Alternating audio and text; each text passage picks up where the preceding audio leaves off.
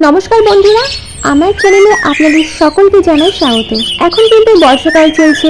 বাড়ির যে সমস্ত ফুল গাছগুলো অনেক বেশি ঝোপালো এবং লম্বা হয়ে গেছে, তাদের ডালপালা কিন্তু কেটে বাদ দিয়ে দেওয়া হচ্ছে বা ফেলে দেওয়া হচ্ছে। কিন্তু সেই বাদ দিয়ে দেওয়া ডালপালা যদি আমরা সংগ্রহ করে কাটিং করে নিয়ে নতুন চারা গাছ তৈরি করতে পারি, তাহলে ব্যাপারটা কেমন হয়? অনেকেই কিন্তু আবার এই কাটিং থেকে চারা গাছ তৈরির জন্য বাড়িতেই ডাল পুঁতে দিয়েছে, কিন্তু সবাই কিন্তু সেই কাটিং থেকে চারা গাছ তৈরি করতে পারেনি। কেউ সফল হয়েছে আর কেউ অসফল হয়েছে। তো কাটিং থেকে খুব সহজেই চারা গাছ তৈরি কিভাবে করতে হবে সেই সম্পর্কে কিন্তু আজকের এই ভিডিওটা।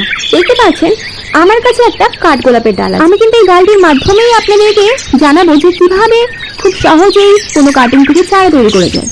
প্রথমেই কিন্তু আমি এই ডালটার যে সমস্ত পাতা ছিল সেগুলো কিন্তু একেবারে ছেটে দিয়েছি।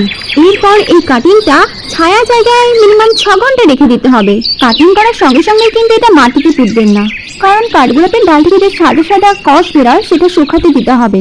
তারপরে 6 ঘন্টা হয়ে গেলে মাটি তৈরি করে নিয়ে গাছটা পুঁতে দিতে হবে।